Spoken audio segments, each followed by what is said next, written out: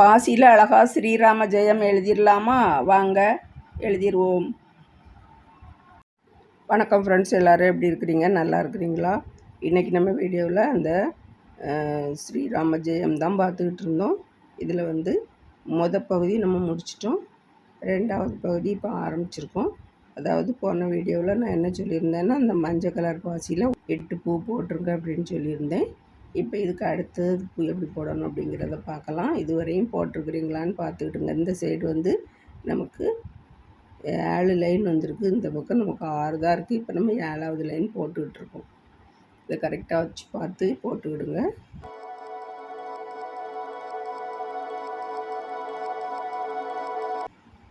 சில பேர் எண்ணி எப்படி போடுறது அப்படின்னு கேட்குறாங்க. இதை தான் எண்ணிக்கிடணும். அதாவது இது ஒரு பூ, இந்த 4 பாசியும் சேர்ந்தது தான் ஒரு பூ. அடுத்தது இந்த 4 பாசியும் சேர்ந்தது ஒரு பூ. அப்போ நம்ம சைடில் உள்ள பாசியை எண்ணிக்கிட்டாலே நமக்கு தெரிஞ்சிடும் எத்தனை பூ போட்டிருக்கோம் அப்படின்னு சொல்லி. அதே போல் போட்டுக்கிடுங்க. அடுத்த பூ எப்படி போடணும்னா, ஒரு மஞ்சையும் ஒரு சிவப்பும் பாருங்கள். ஒரு மஞ்சள், அதுக்கு பிறகு ஒரு சிவப்பு. நம்ம இப்படி கிராஸில் தான் 2 பாசியாக போட்டு கொண்டுட்டு வரோம். அதுக்கு பிறகு இந்த பாசியில் கொடுத்து எடுத்துகிட்டு 2 சிவப்பு பாசி போடணும். இந்த டொயினில் போடணும். இந்த டொயினில் 2 சிவப்பு பாசி.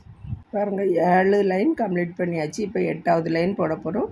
முதல்ல 3 பாசி போட்டுடணும் சிவப்பு கலரில் இந்த சைடு டொயினில்.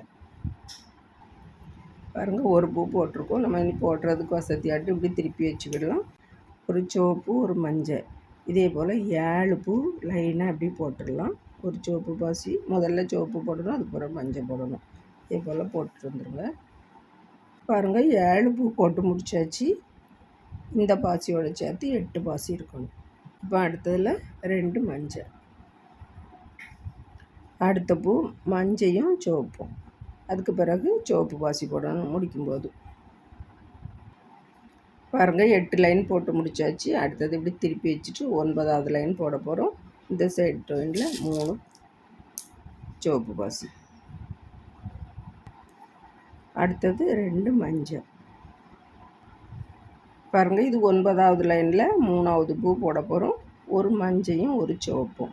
எதுக்கு நான் லைனும் சொல்லி பூவையும் சொல்கிறேன்னா, நான் எந்த பூவில் போடும்போது அந்த கலர் சொல்கிறேன் அப்படிங்கிறது உங்களுக்கு கொஞ்சம் கன்ஃபியூஸ் ஆகும். அதனால தான் நான் அந்த லைனையும் சொல்லி போட்டால் உங்களுக்கு பார்த்து போடுறவங்களுக்கு ஈஸியாக இருக்கும் அப்படிங்கிறதுக்காக தான் லைனையும் சொல்லி அந்த பூ நம்பரையும் சொல்லிகிட்டு இருக்கேன். இதே போல் பார்த்து நீங்களும் ட்ரை பண்ணி பாருங்கள்.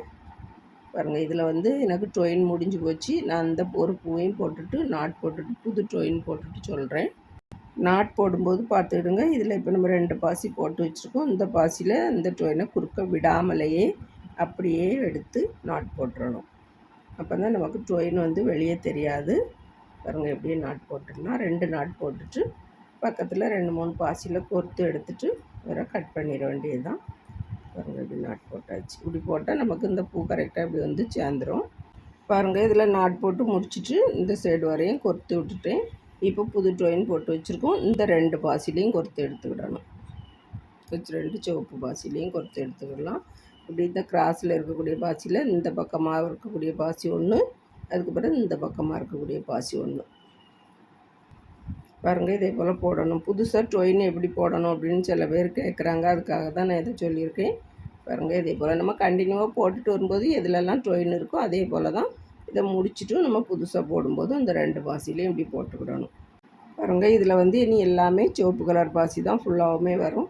இந்த முடிக்கும்போதும் 2 பாசி போட்டு சிவப்பு கலர் பாசி தான் போட்டு முடிக்கணும். அடுத்தது ஆரம்பிக்கும் போதும் 3 பாசி போட்டு ஆரம்பிச்சிருங்க. அதுலேயும் சிவப்பு பாசி தான் வரும். பாருங்கள், இது 10வது லைனில் நம்ம ஒரு பூ போட்டு ஆரம்பிச்சிருக்கோம். நீங்கள் இந்த லைனில் தான் 9வது லைனில் தான் எல்லாமே சிவப்பு கலர் பாசி போட்டு 2 பாசி இதில் முடிக்கும்போதும் போட்டு ஆரம்பிக்கிறதும் 3 பாசி போட்டு ஆரம்பிச்சிருங்க அப்படின்னு சொல்லியிருந்தேன். இப்போ நம்ம திருப்பி வச்சுக்கிடலாம். திருப்பி வச்சுட்டு இப்போ இந்த டொயினில் எல்லாமே மஞ்சள் பாசி தான் போடணும். 2 பாசியாக ஒரு 8 பூ போட்டுடலாம். மஞ்சள் பாசி தான் வச்சு போடணும். பாருங்கள், 8 பூ போட்டு முடித்தாச்சு. அடுத்தது மஞ்சையும் சிவப்பும், அதுக்கு பிறகு 2 சிவப்பு பாசி போட்டு முடிச்சுட்டு அடுத்தாலையும் சிவப்பு பாசி 3 போட்டு ஆரம்பிச்சிருங்க அடுத்த லைன். பாருங்கள், இது 11வது லைன் ஆரம்பிச்சிருக்கோம். சிவப்பு கலர் போட்டு ஆரம்பித்தாச்சு. இனி வந்து இதில் 2 மஞ்சள் பாசி. இதே போல் இன்னொரு பூவும் போட்டுறணும் மஞ்சள் பாசிலே. பாருங்கள் 2 பூ மஞ்சள் பாசி வச்சு போட்டாச்சு. அடுத்தது வந்து ஒரு சிவப்பும் ஒரு மஞ்சளும். இதே போல் ஒரு 6 பூ போட்டுருங்க. சைடில் சிவப்பு வரணும், நடுவில் உள்ள மஞ்சள். முதல்ல சிவப்பு போடணும், அதுக்கப்புறம் மஞ்சள் போடணும். 6 பூ இதே மாதிரி போட்டுடலாம். பாருங்கள் சிவப்பும் மஞ்சளையும் வச்சு 6 பூ போட்டாச்சு. இனி அதுக்கு பிறகு இனி 2 சிவப்பு பாசி போடணும். அதுக்கு பிறகு முடிக்கும் போதும் 2 சிவப்பு பாசி போட்டு இந்த லைனை முடிக்கணும். அதுக்கு அடுத்த லைன் 12வது லைன் ஆரம்பிக்கும் போது எல்லாமே சிவப்பு பாசி தான். எத்தனை போடணும் அப்படிங்கிறத சொல்கிறேன். பாருங்கள் ஃப்ரெண்ட்ஸ், 11வது லைன் முடிச்சுட்டு இப்போ 12வது லைன் ஆரம்பிச்சிருக்கோம்.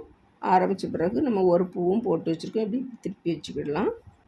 இனி 7 பூ சிவப்பு கலர் பாசி வச்சே தான் 2 பாசியாக வச்சு 7 பூ போட்டுடலாம். பாருங்கள் 7 பூ போட்டு முடித்தாச்சு. முதல்ல ஒரு பூ போட்டிருந்தோம், இப்போ 8. அதுக்கு பிறகு 2 மஞ்சள் பாசி. அடுத்தது மஞ்சையும் சிவப்பும். அதுக்கு பிறகு 2 சிவப்பு பாசி போட்டு முடிச்சுட்டு அடுத்ததும் அதே மாதிரி 3 பாசி போட்டு அடுத்த லைன் ஆரம்பிச்சிருங்க. பாருங்கள் 13வது லைன் ஆரம்பிச்சிருக்கோம். இதில் வந்து அடுத்த பூ ஒரு சிவப்பும் ஒரு மஞ்சையும். இப்போ உங்களுக்கு ஓரளவுக்கு புரிஞ்சிருக்கும் அப்படின்னு நினைக்கிறேன். இந்த ஒரு பூவை தான் நம்ம அப்படி பூவாக போட்டு ஒரு லைனாக அப்படி கொண்டுட்டு வந்திருக்கோம். பாருங்கள் இப்படி வந்து அதுக்கு பிறகு இப்படி வந்துட்டு இந்த பக்கத்தில் நம்ம 2 கோடு போட்டாச்சு. இதில் வந்து நம்ம இதை தான் இப்படி கொண்டு வர போகிறோம். இப்போ இதுக்கு அடுத்தது வந்து இது எத்தனாவது லைன் அப்படிங்கிறதையும் நான் சொல்லிடுறேன். இது 13வது லைன் ஆரம்பிச்சிருக்கோம். இப்போ 2 பூ போட்டிருக்கோம். இனி அடுத்ததில் வந்து 3 பூ இதே போல் போடணும் மஞ்சள் கலர் பாசி வச்சு. 3வது பூ, 4வது பூ, 5வது பூ மஞ்சையில் போட்டுடலாம். பாருங்கள் 3 பூ போட்டாச்சு. அடுத்தது மஞ்சையும் சிவப்பும். அடுத்தது 2 சிவப்பு. அடுத்தது 2 மஞ்சள். இதே போல் இன்னொரு பூவும் போட்டுடணும். பாருங்கள் இது வந்து 13வது லைனில் 10வது பூ போட போகிறோம். ஒரு மஞ்சையும் ஒரு சிவப்பும் போட்டுட்டு அதுக்கு பிறகு 2 பாசி இந்த டொயினில் சிவப்பு கலர் போடணும். அடுத்ததும் 3 பாசி அதே டொயின்லேயே போட்டு அடுத்த லைன் ஆரம்பிக்க போகிறோம். 14வது லைன் ஆரம்பிக்க போகிறோம். 15வது லைனில் நமக்கு இந்த ஸ்ரீ வந்து முடியும். இதை இப்படி போட்டு இதையும் ஆரம்பிச்சிருங்க. பாருங்கள் 14வது லைன் ஆரம்பித்தாச்சு. இப்போ வந்து 2 மஞ்சள் பாசி அடுத்த பூ. இதே போல் இன்னொரு பூவும் போட்டுறணும். பாருங்கள் 2 பூ போட்டாச்சு. அடுத்தது மஞ்சையும் சிவப்பும். அடுத்தது 2 சிவப்பு. அடுத்தது சிவப்பும் மஞ்சையும். இதே போல் 3 பூ போட்டுறணும். அடுத்தது 2 சிவப்பு. இதே போல் இன்னொரு பூவும் போட்டுறணும். பாருங்கள் 14வது லைன் போட்டிருக்கோம். இப்போ இதில் வந்து சைடில் 2 மஞ்சள் பாசி. அடுத்த பூ ஆரம்பிக்கும் போதும் மஞ்சள் பாசி 3 பாசி போட்டு ஆரம்பிச்சிடலாம். பாருங்கள் ஒரு பூ மஞ்சையில் போட்டு ஆரம்பிச்சிருக்கோம். 15வது லைன்.